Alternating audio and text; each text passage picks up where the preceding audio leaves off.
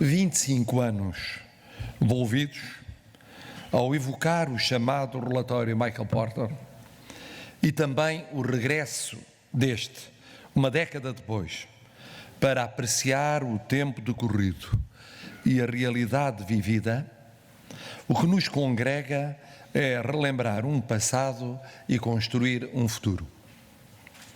Relembrar um passado e também a ideia mestra de analisar a economia portuguesa no início dos anos 90, em busca de vantagens competitivas.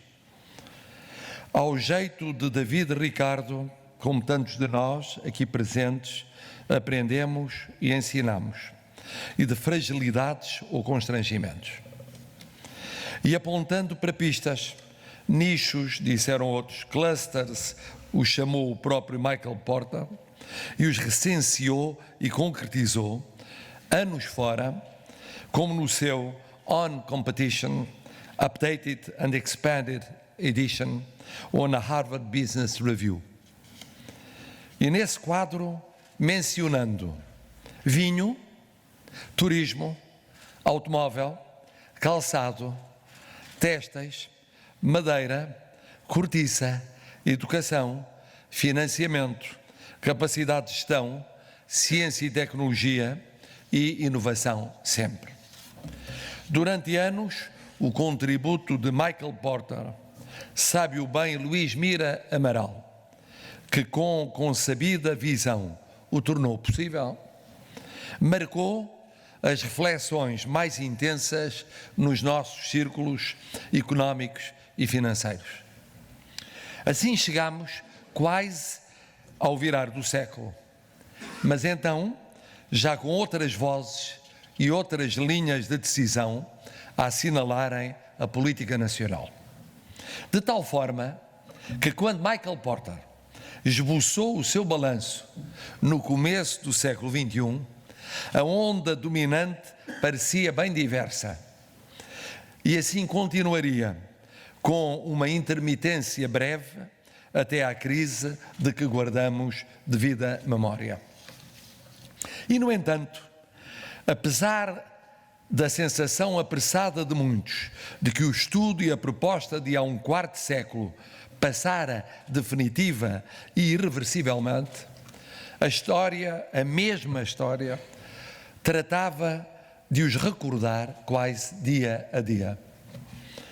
Então não fora verdade que o universo vitivinícola experimentara radical reformulação entre os anos 80 e o presente?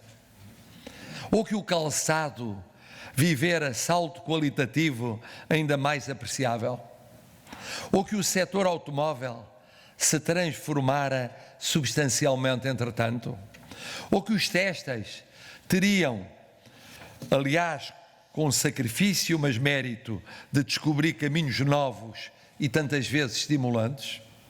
Ou que o turismo conhecera novas expressões quantitativas e qualitativas? Ou que uma vigorosa campanha internacional de iniciativa portuguesa permitira à cortiça resistir e afirmar-se perante alternativas emergentes? E que mesmo nas outras vertentes, com evoluções muito menos lineares, a escolha de Michael Porter fora correta, abrir trilhos de importância dificilmente questionável? Numa palavra, valeu a pena o passado hoje justamente lembrado, por aquilo que possa ter concitado de atenções, despertado de energias, mobilizado de iniciativas e, sobretudo, por ter sabido apontar caminhos certos que corresponderam largamente ao que de melhor fizemos na nossa economia nas décadas que lhe sucederam.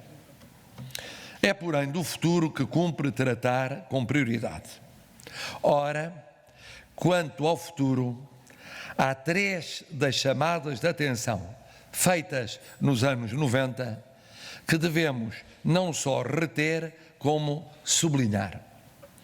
A necessidade de crescer e crescer mais. o imperativo de maior produtividade e, por isso, maior competitividade, para que esse crescimento seja possível. E ainda o papel da iniciativa privada. O papel essencial da iniciativa privada.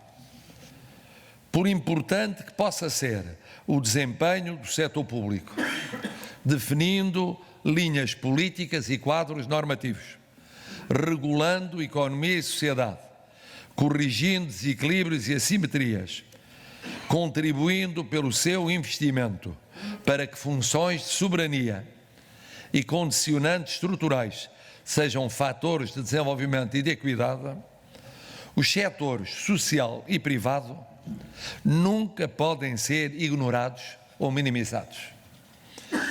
O primeiro, o setor social, porque cumpre missões de solidariedade, com proximidade e sensibilidade, que mesmo a rede autárquica por si só seria incapaz de satisfazer. O segundo, o setor privado, porque nele reside o protagonismo cimeiro como determinante de crescimento. São as empresas privadas, com o seu investimento, que, exportando, não apenas garantem um crescimento desejável de bens transacionáveis e uma saudável redução de desequilíbrios externos, como acabam por corresponder a desafios internos, onde e quando o consumo público deve retrair-se pela lógica do rigor que uma dívida pública excessiva sempre exigirá à gestão orçamental. Mas reconhecer o relevo das empresas privadas não é meramente proceder a uma verificação de facto ou repetir uma mera declaração de intenções de circunstância. Implica criar o clima mais propício à exercitação das suas multifacetadas virtualidades. Orçamento após orçamento, tenho indicado no momento da promulgação como continua insuficiente essa criação de condições acrescidas a um setor em que entre nós existe um peso esmagador de micro, pequenas e médias empresas, setor que merece que se vá muito mais longe em termos de incentivo ao investimento. Não se trata de uma questão doutrinária ou ideológica, de preferir mais ou menos Estado, mais ou menos privado ou estatal. Trata-se de, mesmo num contexto de compreensível preocupação de rigor orçamental, dar sinais ainda mais fortes para que se torne mais produtivo e competitivo o tecido empresarial português e, por conseguinte, se cresça mais do que se tem crescido. Dizia eu, para que o tecido empresarial português se torne mais produtivo e competitivo. Todos temos a consciência, e neste domínio, ao menos, é transversal e pacífico o entendimento das forças políticas e dos parceiros sociais, de que a educação, a ciência, a tecnologia, ou seja, o conhecimento e a inovação no conhecimento, são cruciais em termos de produtividade e de competitividade. E que, assim sendo, além da canalização de recursos internos e europeus para a educação e para a investigação fundamental, há que não parar nem enfraquecer a investigação aplicada e, sobretudo, a sua projeção nas empresas e na formação que promove. Pode ser tentador utilizar fundos europeus no domínio educativo, mesmo quando eles poderiam ter sido canalizados para a formação profissional. Não se pode sacrificar a formação profissional de modo sistemático em função dos equilíbrios do financiamento do setor educativo. Mas é que é precisamente nesta vertente da aplicação célere e eficaz da investigação e da formação atempada e prospectiva que tantas vezes têm sido insuficientes a aposta e os resultados. Corrigir o que menos bem correu faz sentido. Como faz, mais em geral, ver se há outros condicionalismos que devam convidar a maior confiança para que ela constitua um fator de estímulo ao investimento. Cada vez mais os investidores, internos e externos, valorizam nos custos de contexto fatores institucionais, como a estabilidade política, os acordos de regime, a estabilidade social e laboral, a estabilidade fiscal, o funcionamento da justiça e penalizam a crise política, a ausência de acordos de regime para além das legislaturas, a sensação de perturbação sociolaboral, a imprevisibilidade fiscal, a lentidão tida por insuficiência crónica da justiça. É assim em todas as latitudes e longitudes. Eis porque atender a estes fatores e a outros similares é essencial no curto como no médio e no longo prazo, para que não surjam outras economias a oferecer vantagens comparativas para o investimento. É verdade que a acelerada e positiva internacionalização da nossa economia já conduziu muitas empresas a mais do que compensarem estrangulamentos domésticos a partir de bem-sucedidos investimentos externos e que investidores forasteiros nos têm chegado e se têm fixado, olhando a potencialidades que nos reconhecem, umas estruturais, outras conjunturais, umas naturais, outras de âmbito político e social, umas ligadas a uma aposta estratégica, ligada à nossa geografia, vocação de plataforma intercontinental ou trânsito mundial. Tudo isto tem acontecido, e ainda bem, mas é insuficiente. Temos de ir mais longe. Temos de assumir coletivamente e com permanência que importa criar mais estímulos ao investimento privado, e que há todo um outro mundo empresarial menos dotado de recursos para poder reagir perante conjunturas adversas que não pode ficar para trás. Que me seja ainda permitido juntar neste apontamento aos fatores decisivos para investir o financiamento da nossa economia. Estamos, felizmente, longe do aperto que foi mesmo particularmente grave e que recordo ter sido uma das piores surpresas que tive ao encetar o mandato em curso. O sistema bancário foi-se, entretanto, estabilizando e consolidando, e com que complexidade e mérito sabemos-lo todos. Mas o custo dessa superação de crise e bloqueamentos no financiamento da economia foi, em particular em 2016, 2017 e início de 2018, evidente e pesado. Agora que o horizonte é parcialmente outro, olhar para esta relevante componente financeira avultará tanto mais quanto mais contingentes forem as notícias que nos forem chegando da conjuntura externa. Aqui chegados a uma pergunta que urge: será possível, e a sê-lo será fácil, um maior crescimento da nossa economia nos anos que se seguem?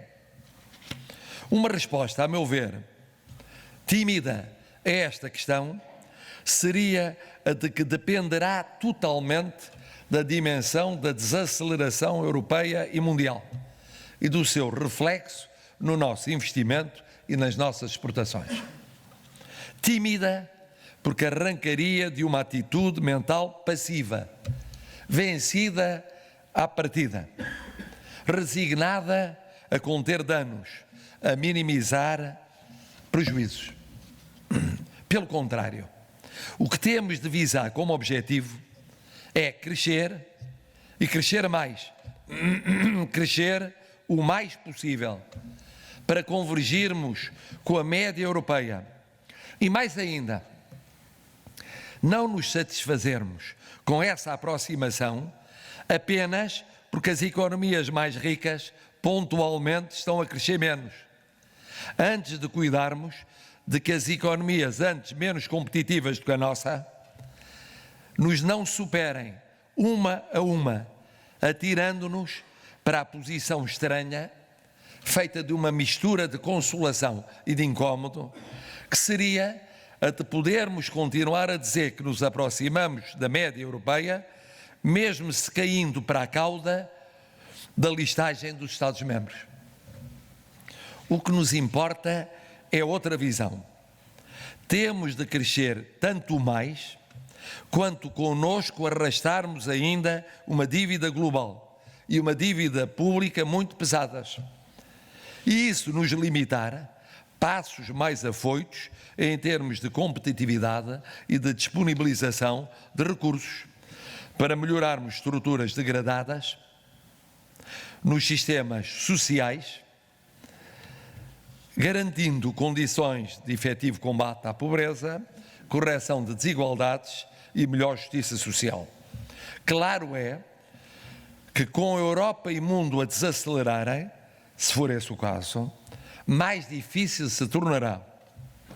Mas o que nunca pode deixar de ser decisivo é a nossa atitude mental.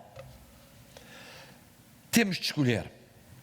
Ou nos resignamos ao menor dos males e com isso vamos vivendo o dia a dia, ainda que em distanciamento dos demais, esperando poder recuperar um ano, sabe-se lá qual, com uma conjuntura externa favorável, ou apostamos tudo em metas mais ambiciosas, sabendo do mar de obstáculos a enfrentar, mas criando melhores condições para a produtividade e a competitividade.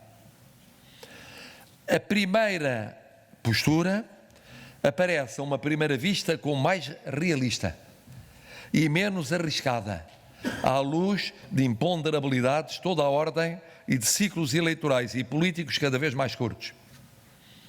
É aparentemente mais realista, mas também mais conformista, menos mobilizadora e não nos leva a grande lado. Não vos escondo que continuo a pensar, e tenho dito uma e outra e várias vezes, que sem uma atitude mais voluntarista, provavelmente acabaremos por estar sempre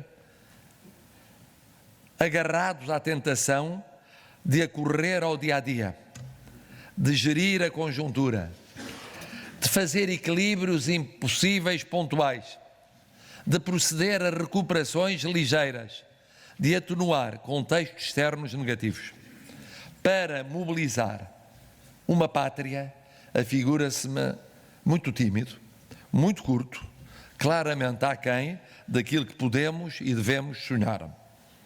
Agora que termina um ciclo em que houve de sair de fase mais crítica, de começar a estabilizar e consolidar a banca, de garantir como ganho nacional o rigor no orçamento e de reconquistar credibilidade essencial, é tempo de nos interrogarmos acerca dos anos que seguem.